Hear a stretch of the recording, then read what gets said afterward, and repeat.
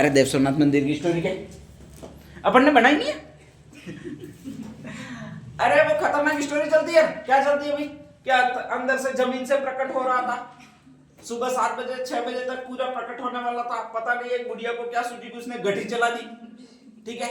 तो भगवान को लगा कोई जाग गया, और ऐसी कंडीशन में वो आधा मंदिर ही बाहर निकला, आधा मंदिर अंदर रह गया, ठीक है। ऐसा सुना होगा, इसीलिए उसका गर्भगृह है वो अंदर है, ठीक है, और बाकी मंदिर है वो पूरा पूरा ऊपर है।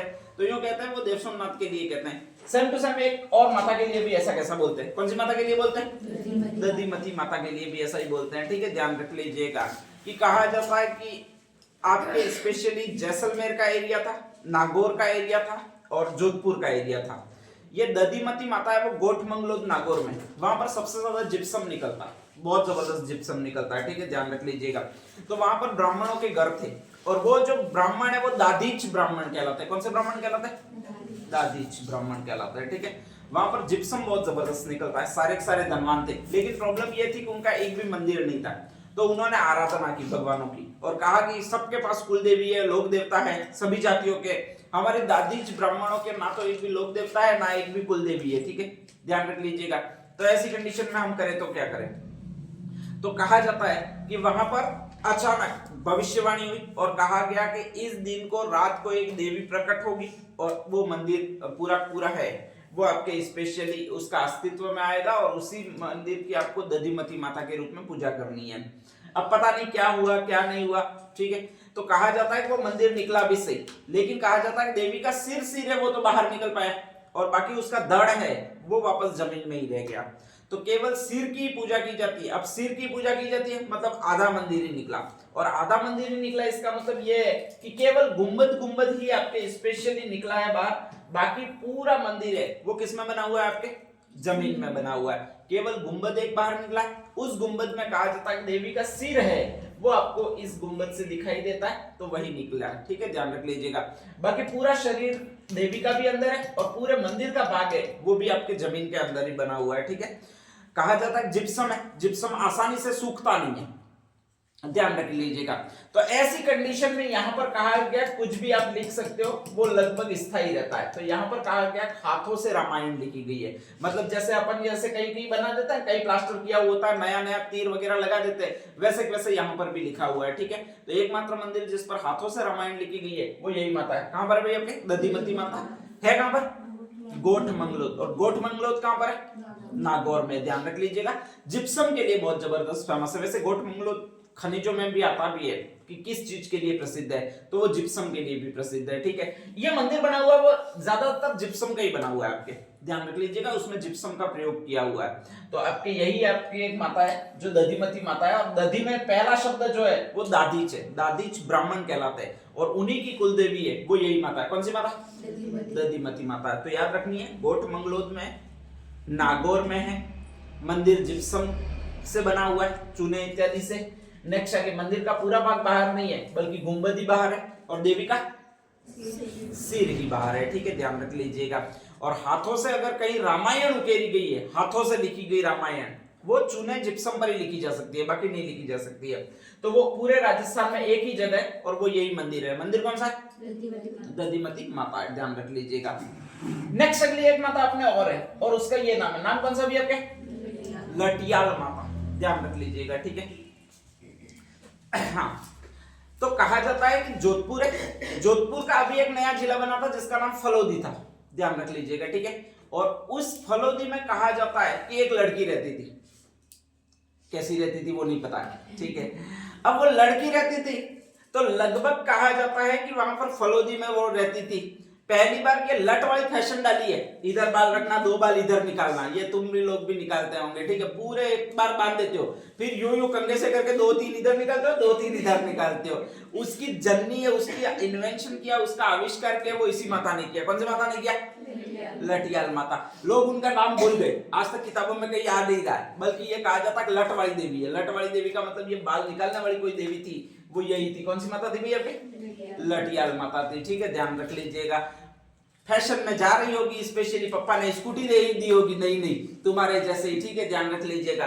तो जा रही थी। आगे से कहा जाता है कि एक कल्लो ब्राह्मण आ रहा था। कुल्लो नाम का एक ब्राह्मण आ रहा था, और ब्राह्मण बेचारा बैलगाड़ी लेकर आ रहा था। लड़कों को कोई मतलब नहीं होता, हम हमारी बैलगाड़ी कोई प्लान समझ लेते हैं, ठीक है, ध्यान रख लीजिएगा। तो कहा जाता है कि वो आ रहा होता, सामने से स्कूटी लेकर आ रही थी, वो ये देवी आ रही थी। कौन सी देवी आ रही थी? लटियाल माता। शायद बाल उड़ रहे होंगे सही करने की, कि क्या पता। और तुम लड़कियों को पता नहीं, हमारे पैरों से बहुत ज्यादा मोहब्बत है, ठीक है, बाकी हमसे मोहब्बत होती नहीं है कभी। और हमारे पैरों से तो हो वो अलग बात है, साला तुमको पशुओं के पैरों से भी बहुत जबरदस्त मोहब्बत है, ठीक है। भले ही कितना भी रोड पड़ा हुआ हो, टारगेट से जाती हो कि जाता है और इनके पैरों को ठोकना है, ठीक है, 2 बार तोड़ना, खाट में पड़े रहेंगे, यही सिस्टम चलता है। तो कहा जाता है कि लटियाल माता भी चली। वो बेचारा जो ब्राह्मण था, कल्लू ब्राह्मण था, वो तो स्पेशली बैल पर बैठा हुआ स्पेशली मार रहा था, स्पेशली, ठीक है, ध्यान रख लीजिएगा। और एक्टिंग कर रहा था कि मैं बैलगाड़ी चलाता हूँ। इधर से गई है, ये गुजर रही है, कौन गुजर रही है? सीधी बैलों के पैरों पर किक मारी है, और बैलों के पैरों पर जैसे ही किक मारी है तो बैल भड़के हैं, और बैल भड़के हैं तो गाड़ा है वो पलटी खाया है, ध्यान रख लीजिएगा। और पलटी खाकर गया है तो एक वृक्ष के अहाते में जाके रुका है, उस वृक्ष का नाम था खेजड़ी। अब जैसे ही वृक्ष के अहाते में जाकर रुका है तो कहा जाता है कि वृक्ष 2 भागों में टूटा, ठीक है। अब ये सारी घटना जोधपुर में सारे ज्यादा कम्युनिटी रहती है, वो आपके बिश्नोई रहते हैं। कौन है? बिश्नोई। और जैसे ही यहाँ तो खेजड़ी का वृक्ष टूटता है या फिर आपके स्पेशली हिरण मरता है, तो सारे बिश्नोइयों में जाम्बोजी जाग जाते हैं। कौन जाग जाते हैं? ठीक है, सलमान खान अभी तक रो रहा है बेचारा एक हिरण के लिए, ध्यान रख लीजिएगा। अभी वो हर बार कोशिश कर रहा है कि मैं ऐसे सोने के हिरण तुमको बैठ कर दूं, लेकिन मान ही नहीं रहे। तो अचानक कहा जाता है जाम्बोजी जाग जाते हैं। अब ऐसी कंडीशन में वो अचानक कहा जाता है छाल बीन रहा है, ठीक है, और छाल बीन रहा है तो उधर से वापस खड़ी हो रही है, कपड़ों को झिंझोड़ते हुए वो खड़ी हो रही है अपनी देवी। कौन सी देवी खड़ी हो रही है? लटियाल माता खड़ी हो रही है, ठीक है। पूछ रही है कि अंकल जी क्या कर रहे हो? ध्यान रख लीजिएगा। कल्लू ब्राह्मण है, वो उस लड़की को कह रहा है कि देखो ये जो खेजड़ी वृक्ष है उसमें एक देवी रहती है जिसका नाम खेजड़ राय भवानी है। कौन सी है? खेजड़ राय भवानी। कोई नाम सेंस का लग रहा है? नहीं लग रहा है। भवानी अलग है, खेजड़ अलग है, बीच में पता नहीं राय डाल दिया है, ध्यान रख लीजिएगा।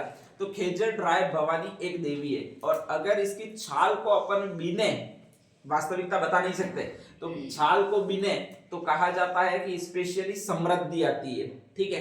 तो कहा जाता है कि वहां पर ये लटियाल देवी है, वो भी स्टार्ट हो जाती है। क्या बीनने के लिए? आपकी छाल बीनने के लिए इकट्ठी हो जाती है, ठीक है। दूसरे लोग वहां पर आते हैं, वो देखते हैं कि ये लटियाल देवी कर क्या रही है यूं, तो वो कहते हैं कि तुम क्या कर रही हो यूं, तो वो कहती है कि इसकी छाल को अगर हम बीनेंगे, बामण तो चला जाता इतना कह के, छाल को अगर बीनेंगे तो समृद्धि आती है घर में। तो सारे वहां के आसपास के लोग होते हैं वो भी आ जाते हैं, कोई कुआड़ी लेकर आ जाता है, कोई आपके स्पेशली वो करवत लेकर आ जाता है, तलवार लेकर आ जाता है, ऐसी ऐसी चीजें, छुरा लेकर आ जाता है, ऐसी ऐसी चीजें आते हैं। लटियाल देवी को लगता है कि ये सारे ले जाएंगे। वो फिर कहती है कि देखो जो जितनी ज्यादा नाखूनों से छाल बीनेगा उसकी उतनी ज्यादा समृद्धि होगी, और जो भी आपके तलवारों से, कुल्हाड़ी से, उनसे छाल बीनेगा तो उसको स्पेशली नुकसान बहुत होगा, ठीक है। लोग अपने वाले हैं तो मान लेते हैं आसानी से कि भाई लटियाल देवी ने कहा, सही कहा होगा, कोई गलत थोड़ी कहा होगा, ये कब से बीन रही है। तो कहा जाता है सारे नाखूनों से क्या बीनने लगते हैं? आपके छाल बीनने लगते हैं। वहां पर वही एक खेजड़ी का पेड़ बना हुआ है, शुरुआत की है वो इस माता ने की है। माता कौन सी है? बाद में पूछा की जाने लगी है, ठीक है, ध्यान रख लीजिएगा। वहां पर ये मान्यता जो भी जितने भी ज्यादा नाखूनों से आपके स्पेशली लड़कियों के बहुत काम आएंगे, क्योंकि तुम्हारे नाखून होते हैं, हमारे तो होते नहीं है, कभी भी जाओ ध्यान रखना, ठीक है। जितनी छाल ज्यादा बीन सकते हो खेजड़ी के पेड़ से, नाखूनों से स्पेशली, उतनी ज्यादा समृद्धि आती है। समृद्धि ऐसी चीजें आती है, मेहनत करते हैं लोग भर के, इसलिए आती है, इसमें कोई बड़ी बात नहीं है, लेकिन फिर भी ये माना जाता है। तो वहां पर आज भी ये परंपरा है, वहां पर हर कोई जाता है तो वो छाल बीननी शुरू करेगा। किससे छाल बीननी शुरू करेगा? नाखूनों से। कई सारों के नाखूनों टूट जाते हैं, खून आ जाता है वगैरह भी होते हैं, लेकिन फिर भी लोग लगे रहते हैं छाल बीनने के लिए, ठीक है, ध्यान रख लीजिएगा। और इस तरह से वहां पर कहा जा रहा है कि समृद्धि आ रही है। तो ये पूरी माता है वो यही है। कौन सी है भाई? आपकी लटियाल माता। कहां पर बताई? जोधपुर में फलोदी। अन्य नाम क्या बताया मैंने? अरे वृक्ष का नाम क्या था?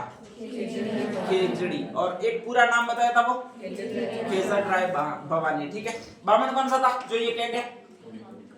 कल्लू ब्राह्मण, तो ये कल्लों की कुल देवी मानी जाती है। ल यहाँ पर आता है, ध्यान रख लीजिएगा कि ये लठियाल माता है वो इसकी कुल देवी है। कौन सी कुल देवी है भाई अपने? कल्लो। और ये जो है वो ब्राह्मण कास्ट होती है, ठीक है, ध्यान रख लीजिएगा। और इसका आशीर्वाद क्या है? छाल बिननी है, और वो भी किससे बिननी है? नाखूनों से, ठीक है। कुछ भी औजार नहीं ले जाना है, छाल बिननी है और नाखूनों से बिननी है। तो वो जो देवी कहलाएगी वो यही देवी कहलाएगी। नाम कौन सा रहेगा भाई आपके? लठियाल माता रहेगा, ठीक है, ध्यान रख लीजिएगा। नेक्स्ट सेकंड तो और लिखवा देता हूँ, फटाफट लिखते रहो अपने, तो आज सारी हो जाएगी।